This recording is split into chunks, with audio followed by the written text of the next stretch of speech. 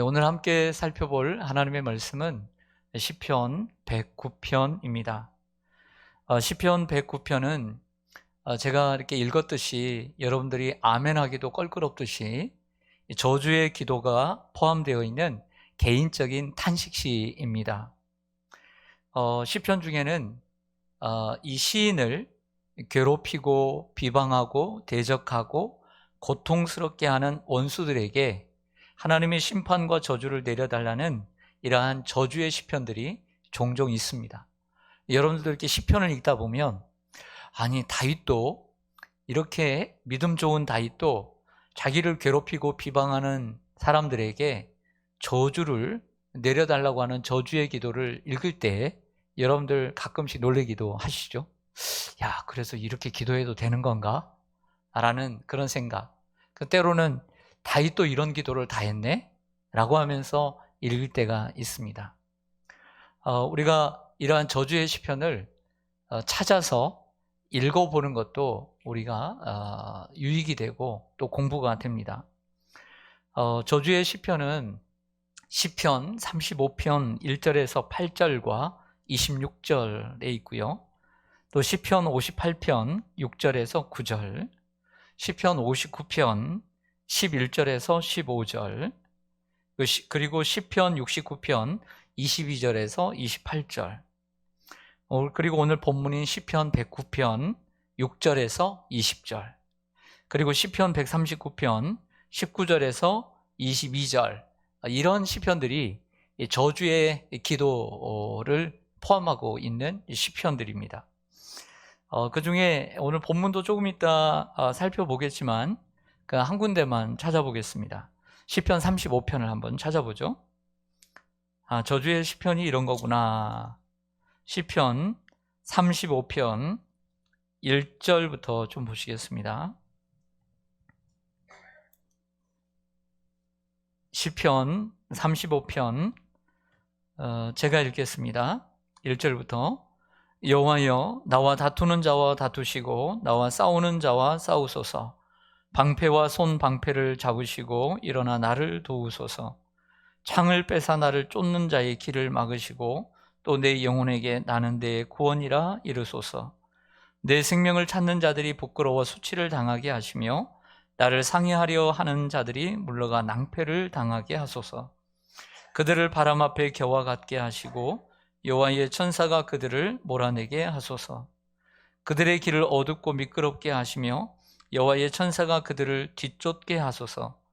그들이 까닭없이 나를 잡으려고 그들의 그물을 웅덩이에 숨기며 까닭없이 내 생명을 해하려고 함정을 파싸우니 멸망이 순식간에 그에게 닥치게 하시며 그가 숨긴 그물에 자기가 잡히게 하시며 멸망 중에 떨어지게 하소서. 26절로 한번 가볼까요? 26절로 가보시면 나의 재난을 기뻐하는 자들이 함께 부끄러워 낭패를 당하게 하시며 나를 향하여 스스로 뽐내는 자들이 수치와 욕을 당하게 하소서. 이런 내용들, 그러니까 이런 내용들이 담겨져 있는 시편들이 이렇게 여러 시편들이 있습니다. 그런데 이러한 저주의 기도를 우리가 읽을 때 이런 생각이 들지 않습니까? 마태복음 5장에 예수님이 말씀하셨듯이 내 이웃을 사랑하고 내 원수를 미워하라 하였다는 것을 너희가 들었으나, 이것은 구약의 말씀이죠. 이웃을 사랑하고 원수를 미워하라, 이게 구약의 말씀인데 이렇게 들었지만 나는 너희에게 이르노니 너희 원수를 사랑하며 너희를 박해하는 자를 위하여 기도하라, 이렇게 예수님이 말씀하셨어요. 그렇다고 한다면 이 다윗의 기도와 예수님의 말씀은, 가르침은 반대되고 상반되는 것이죠. 또 십자가상에서 예수님이 어떤 기도, 실언 가운데 이런 기도를 하죠. 저들을 보시며 하나님, 저들이 하는 일을 알지 못함이니이다 하면서 저들을 용서해 주시옵소서. 이런 예수님의 기도와는 상반되고, 또 사도행전 7장에 보면 집사 스데반이 그 사내들인 공회 회원들에게 돌에 맞아 죽을 때, 성 밖에 내칠 때 또 똑같이 예수님처럼 하늘을 우러러보면서 돌에 맞아 죽어가면서도 이 죄를 저들에게 돌리지 마옵소서라고 기도했다라고 하는 것이죠. 그렇다면 이러한 예수님의 기도나 스데반의 기도와는 너무나 상반되는 이러한 내용들입니다. 자, 이러한 가운데 우리는 딜레마에 빠지게 되죠. 우리는 어떻게 해야 될까? 정말 나를 고통스럽게 하고 비방하고 없는 말도 지어내고 이렇게 하는 사람들에 대해서 우리는 이러한 상황에서 어떻게 해야 할 것인가? 또 무엇이 옳은 것일까? 다윗처럼 하는 것이 옳을 것일까? 아니면 예수님이나 스데반처럼 하는 것이 옳은 것일까? 이런 질문을 오늘 던져보면서 오늘 본문에 들어가 보겠습니다. 오늘 시편 109편의 구절을 보면 여러분 눈으로 한번 봐주세요. 시편 109편을 1절부터 5절까지는 서론으로 탄원의 이유를 이야기하고 있습니다. 하나님, 내가 왜 이렇게 해서 왜 이래서 탄원을 합니다. 그리고 6절에서 20절까지는 저주의 기도를 그 사이에 두고 있습니다. 6절에서 20절 저주의 기도입니다. 그리고 이 저주의 기도를 마친 이 다윗이 21절에서 25절까지는 그 기도를 하면서 자신의 모습을 그려주고 있어요. 이 탄원하는 자의 고독함. 그리고 마지막 26절에서 29절까지는 이 자신을 구원해 달라고 기도를 하고 있고요. 그리고 30절과 31절에서는 다시 하나님을 찬양하는 내용으로 구성되어 있는 것을 이렇게 볼 수가 있습니다. 이것이 시편 109편의 구조입니다.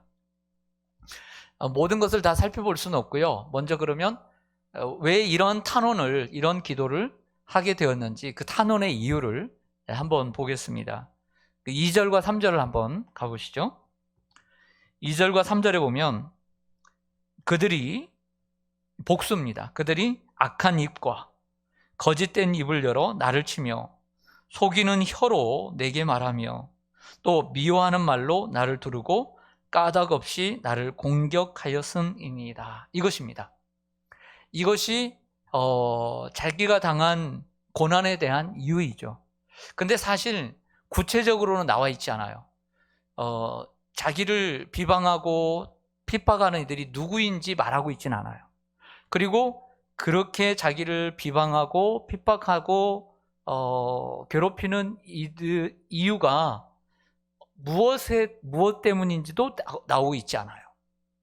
그러나 단 말하고 있는 것은 악한 입, 거짓된 입, 속이는 혀, 미워하는 말, 비슷하죠? 비슷한 말인데 이러한 것들로 비난하고 까닭없이 공격한다 라고 하는 거죠. 우리가 삶을 살면서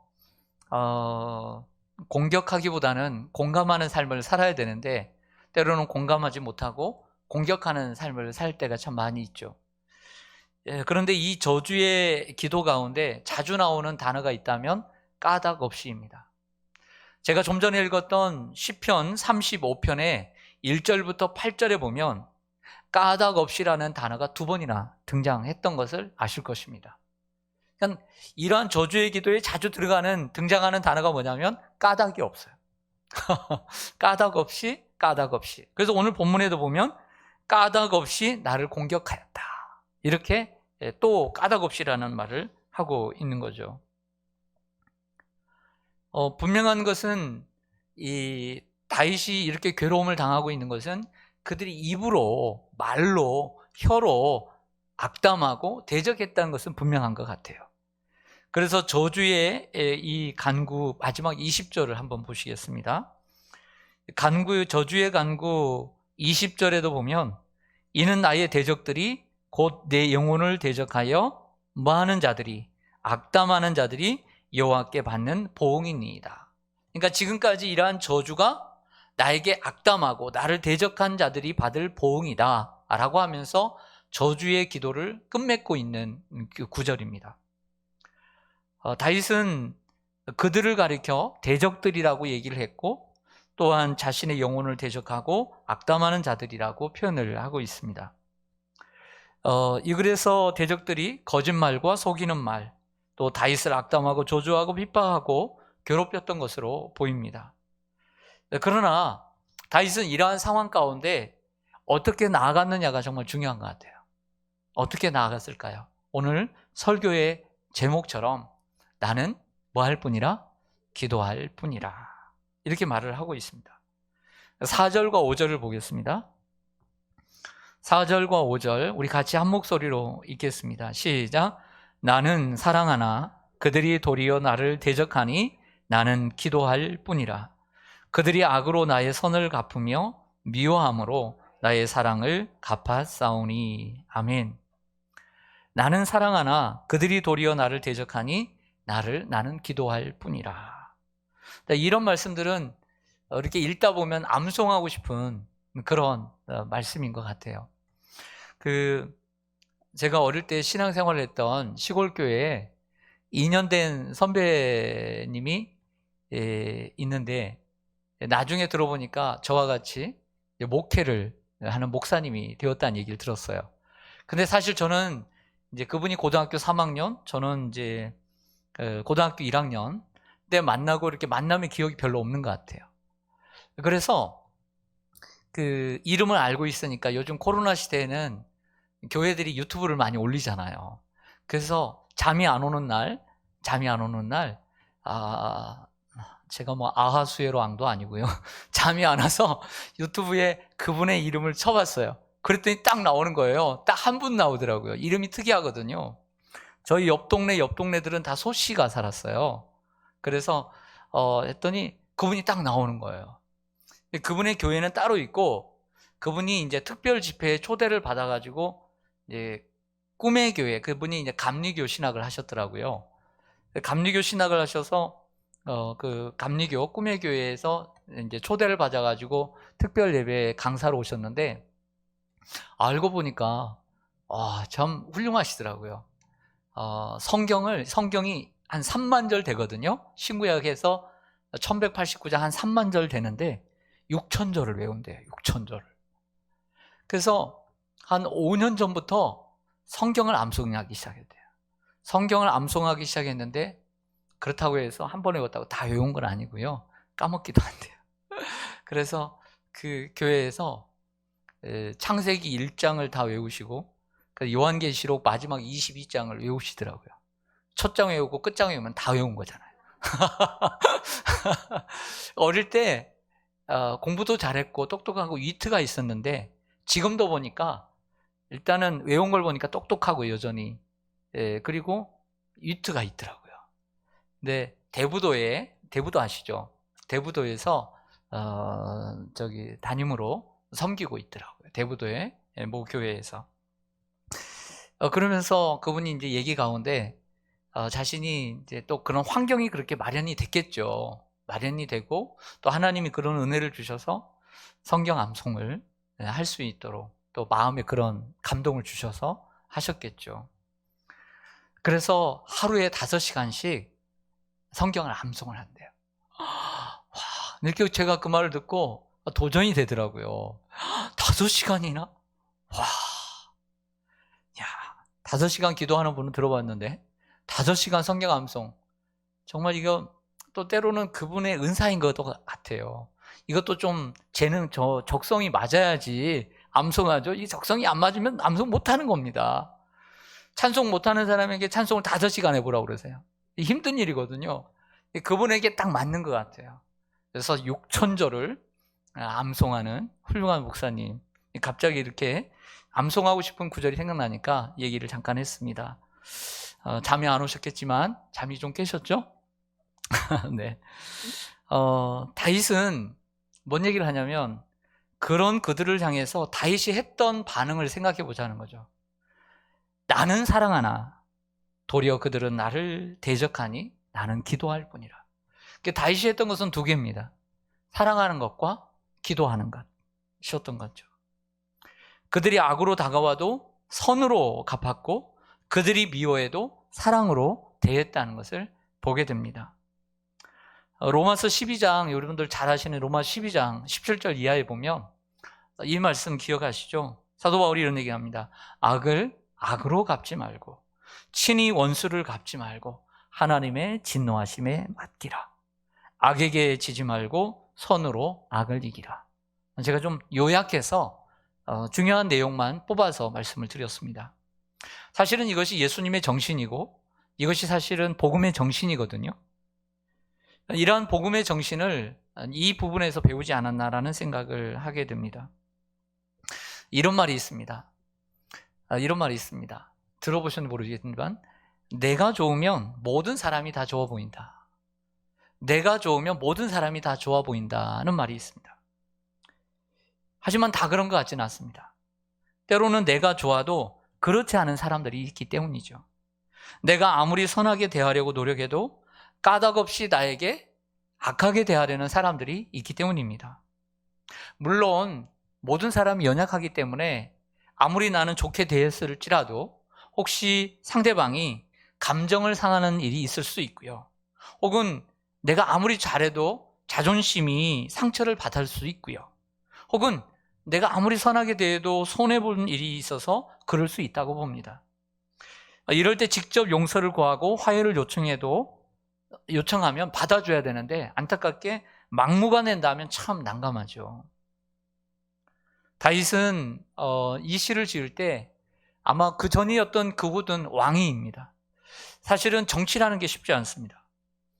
그가 아무리 선하게 정치를 한다 할지라도 정적이 있기 마련입니다. 여당과 야당이 있죠. 여당에서 아무리 훌륭해도요, 여당에서 아무리 좋은 얘기를 해도 야당에서는 분명히 반대를 해야 합니다. 네, 이게 정치거든요. 그러니까 아무리 다윗이 선하게 정치를 했어도 정적은 있기 마련이고요. 대적자들이 생기기 마련입니다. 그러나 다윗은 사랑하기로 작정을 하고 노력을 합니다. 그러면 상대방이 받아들여야 되잖아요. 그런데 문제입니다. 그럼에도 불구하고 사랑으로 대하는데도 불구하고 악한 행동을 상대방이 멈추지 않은 것입니다. 이럴 때 다윗은 저주의 기도를 드리게 된 거죠. 네. 그냥 처음부터 저주의 기도를 드린 게 아니라 정말 사랑을 대하려고 하고 선하게 대하려고 그 악을 선으로 대하고 그리고 대적하지 않고 사랑으로 대하려고 했는데도 불구하고 계속해서 악으로 대하니까 저주의 기도를 하게 되었던 것입니다. 자, 두 번째로 저주의 기도를 한번 생각해 보겠습니다. 오늘 본문 6절에서 20절이 이 저주의 기도입니다. 다윗은 자신에 대해서 거짓말을 하는 사람들, 그리고 그의 자녀들까지, 그리고요, 조상들까지 다 저주합니다. 그리고 저 조상들의 죄까지 심판하시고 그들이 뿌린 거짓말대로 거두게 해달라고 기도를 합니다. 여러분들 한번 물어보겠습니다. 여러분 살아오면서 정말 여러 가지 일들을 많이 겪었을 텐데 이처럼 다윗처럼 저주의 기도를, 아니 기도는 아니더라도 저주를 해보신 적은 없으십니까? 그리고 이러한 저주의 기도를 해보신 적은 있으십니까? 자, 오늘 본문 저주의 기도를 한번 보겠습니다. 6절부터 좀 보시겠습니다. 악인이 그를 다스리게 하시며 사탄이 그의 오른쪽에 서게 하소서. 그가 심판을 받을 때에 죄인이 되어 나오게 하시며 그의 기도가 죄로 변하게 하시며 8절 그의 연수를 짧게 하시며 그의 직분을 타인이 빼앗게 하시며 그의 자녀는 뭐가 되고요? 그의 아내는 과부가 되며 그의 자녀들은 유리하며 구걸하고 그들의 황폐한 집을 떠나 빌어먹게 하소서. 고리대금하는 자가 그의 소유를 다 빼앗게 하시며 그가 수고한 것을 낯선 사람이 탈취하게 하시며 그에게 인애를 베풀 자가 없게 하시며 그의 고아에게 은혜를 베풀 자도 없게 하시며 그의 자손이 끊어지게 하시며 후대에 그들의 이름이 지워지게 하소서. 여호와여 그의 조상들의 죄악을 기억하시며 그의 어머니의 죄를 지워버리지 마시고 그 죄악을 항상 여호와 앞에 있게 하사 그들의 기억을 땅에서 끊으소서. 이런 내용입니다. 저주 맞죠? 확실하게 저주를 하고 있어요. 이 저주의 기도를 생각하면서 묵상하면서 정말 하나님께서 이 말씀을 통해서 우리에게 주신 메시지는 뭘까? 여러분, 이 저주의 기도를 통해서 우리에게 주는 메시지가 뭘까요? 너도 이와 같이 저주하라, 이걸까요? 이건 아닐 것 같아요. 네. 저는 두 가지로 좀 말씀을, 이 저주의 기도의 의미를 생각을 해보았습니다.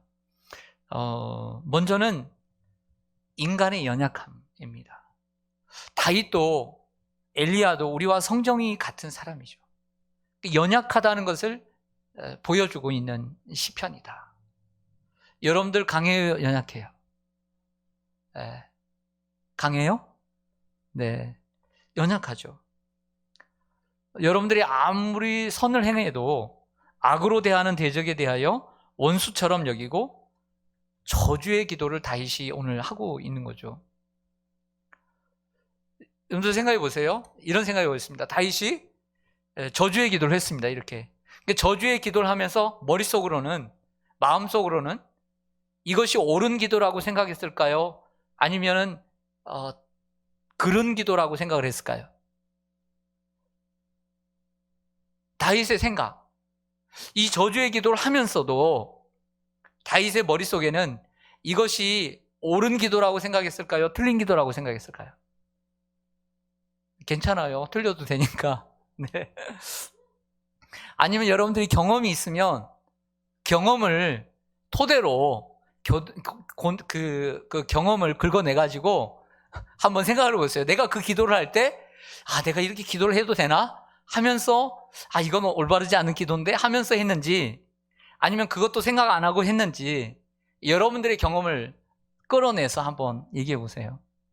저는 이렇게 생각했어요. 다윗은 이것이 죄라는 것, 이것이 잘못된 기도인 줄 알면서도 했다고 생각해요. 왜? 적어도 하나님을 알았으니까. 하나님이 어떤 분이라는 걸 알았고 성경이 뭔가를 알았으니까. 다윗은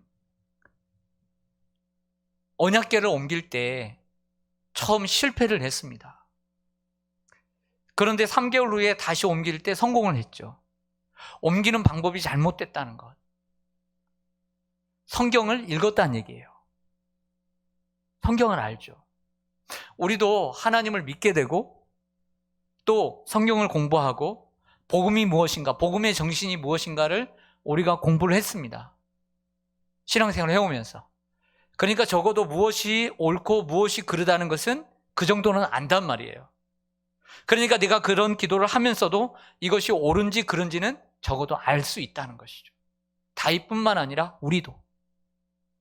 다윗도 이것이 잘못된 기도인 것을 알면서도 하고 있다는 거예요. 죄인 줄 알지만 자신에게 고통을 주는 원수에 대하여 하나님께 저주를 호소했던 것입니다. 이것이 인간이 가진 연약함이죠. 우린 다윗의 마음속에서 우리 인간의 연약함을 발견할 수 있고 또 고백해야 합니다. 이러한 연약함에서 우리는 자유로울 수가 없습니다. 하나님을 믿고 성경을 배우면서 성도들이 사람을 저주하는 것이 죄인 줄 알면서도 저주할 수밖에 없는 자리에 이르게 되죠. 우리가. 그것이 우리의 연약함이라는 거예요. 그러나 또 하나 오늘 이 저주의 기도에서 우리가 배워야 되는 것이 있습니다. 그것은 하나님에 대한 신뢰예요. 다윗은 이 상황에서 비방하고 핍박하는 이들을 향해 저주만 하질 않았어요. 이것이 중요합니다. 자, 이것부터 중요해요. 저주만 했다면 잘못된 거예요. 그러나 저주만 하지 않았다는 거예요. 만약 우리가 그리스도인들이 정말 고통스럽게 하고 힘들게 하는 이들을 향하여, 대적들을 향하여, 아니면 이방 민족들을 향하여 괴롭히는, 그리스도인들을 괴롭히는 적그리스도인들을 향하여 그런 마음을 가졌다 할지라도 저주만 했다면 우리는 좀 더 부족한 거죠. 비록 저주의 기도를 했지만 원수의 악을 선으로 갚았고 미워하는 대적을 향해 금식하며 기도하기까지 했다는 거예요. 우리는 이러한 다윗의 모습을 높이 평가할 수 있어야 합니다. 다윗이 저주를 하고 난 다음에 자신의 상태를 얘기하는 22절로 한번 가보겠습니다. 20절에 마치고 난 다음에 22절에 다윗이 기도를 하고 난 다음에 자신의 상태를 이렇게 이야기합니다. 나는 가난하고 궁핍하여 나의 중심이 상함이니이다. 마음이 상하고 정신적으로 삶에 지쳐 있음을 고백을 합니다. 그러면서 23절에 나는 석양 그림자같이 지나가고 또 메뚜기같이 불려가오며, 자신의 인생을 석양의 그림자와 메뚜기 같다라고 비유를 하고 있는 거죠. 여러분들, 저 동쪽에서 떠오르는 태양이 좋아요? 석양이 좋아요? 태양이 좋죠. 지는 해보다는. 아무리 석양이 아름답다라고 말하지만 떠오르는 태양보다는 못하는 거죠. 쉽게 지나가 버리는 거죠. 메뚜기는 농사를 지을 때 불필요한 존재입니다. 한참 요즘 비가 오면, 요즘 장마는, 요즘 비는 유익하다, 아니면 하나 유익하지 않은 해로운 비다, 이런 얘기들 하잖아요. 마찬가지로 메뚜기는 농사를 지을 때 유익이 없어요. 그래서 메뚜기를 보면 어떻게 해요? 다 죽이든지 내쫓죠. 그러니까 다윗이 자기를 비방하는 사람들에게 자기가 메뚜기와 같은 존재, 불필요한 존재예요. 이런 대접을 받고 있음을 비유적으로 말하고 있는 거죠. 근데 24절 말씀을 보시면 금식함으로 내 무릎이 흔들리고 내 육체는 수척하오며, 이렇게 말을 합니다. 비록 저주의 기도는 했지만 기도는 포기하지 않았다는 거죠. 여러분, 한번 묻고 싶습니다. 보통 사람들이 상대방에게 저주를 하기 위해서 금식까지 합니까? 한번 물어볼게요. 나는 선을 행했는데 반대로 까닭없이 나를 악으로 대합니다. 근데 내가 그 사람을 저주하기 위해서 내가 금식까지 하고 육체가 쇠하기까지 합니까? 어때요? 그러진 않죠. 그러면 다윗이 금식하고 육체가, 무릎이 떨리고 육체가 쇠해진 이유는 그들을 완전히 저주하기 위해서 금식을 한 게 아니라, 저주가 어쩔 수 없이 나오는 연약함 속에 있는 내가 인간이지만 그들을 사랑하고픈, 그들을 품고 싶은, 그들을 선하게 대하고 그들을 사랑하고 싶은 마음이 있기 때문에 금식하며 기도했던 것이죠. 그렇죠? 우리가 금식하면서 저주하지는 않는단 말이에요. 내 안에 미워하는 마음이 있을지라도 그들을 끌어안고 싶어서 금식을 하는 거예요.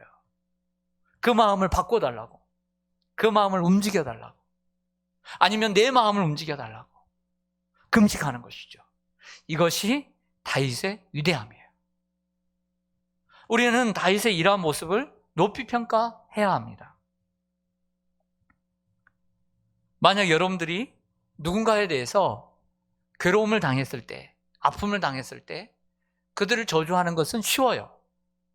하지만 그들을 저주도 하지만 그들을 사랑할 수 있도록 시간을 정해서 하루에 한 끼씩, 아니면 하루, 이틀, 3일 금식하면서 그 영혼을 붙잡고 화해할 수 있도록, 그들을 사랑할 수 있도록, 회복할 수 있도록 여러분들이 금식하며 그 상대방을 위해서 여러분들이 기도하셨다면, 여러분들은 적어도 기도의 측면에서, 사랑의 측면에서 여러분들은 다윗의 영성에 올랐다고 볼 수가 있는 거예요.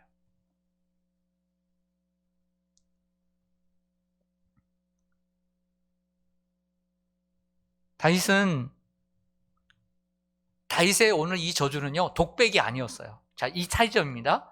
다윗의 기도는 혼자 하나님과 상관없는 독백이 아니라 기도였다는 게 중요한 거예요. 저주로 끝났다면 독백으로 끝나는 거죠. 그러나 기도 속에 있었다는 것은 그가 그들을 끌어안으려고 노력했다는 것입니다. 이것은 자신의 아픔과 연약함을 솔직하게 하나님께 내맡기고 하나님을 신뢰하고 있는 것입니다. 그래서 어떤 학자가 이렇게 얘기했습니다. 결국 다윗의 기도는 하나님을 향해 드리는 신뢰의 기도였다. 이렇게 정의를 내렸습니다. 다윗은 금식의 기도를 통해 원수를 향한 사랑을 표현했던 것입니다. 그래서 제가 오늘 본문에서 정리할 수 있었던 것은, 다윗도 참 연약한 인간이다, 우리도 연약한 인간에 불과하다라는 것. 그런데 이 연약한 인간의 수준에 멈출 것인가, 아니면 다윗처럼 그걸 뛰어넘어서 그것을 단순한 독백이고 그냥 외침이 아니라 기도 속에 넣어서 금식하면서 그 영혼을 끌어안으려고 하는 이러한 신앙의 사람인가. 하나님께 내 마음을, 기도라는 것은 하나님께 하는 거잖아요.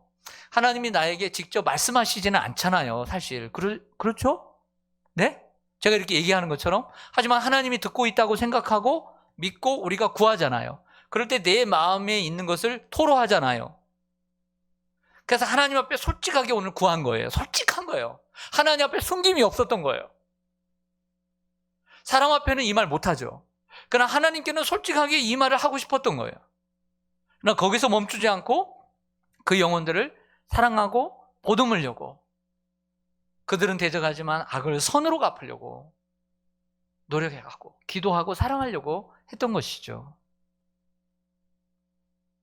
하나님은 이 단계까지 올라가라고 이 시편을 우리에게 주신 것입니다. 오늘 28절 이제 기도를 마치고 이제 간구에 어떤 간구를 하는지 28절을 한번 보겠습니다. 28절 시작.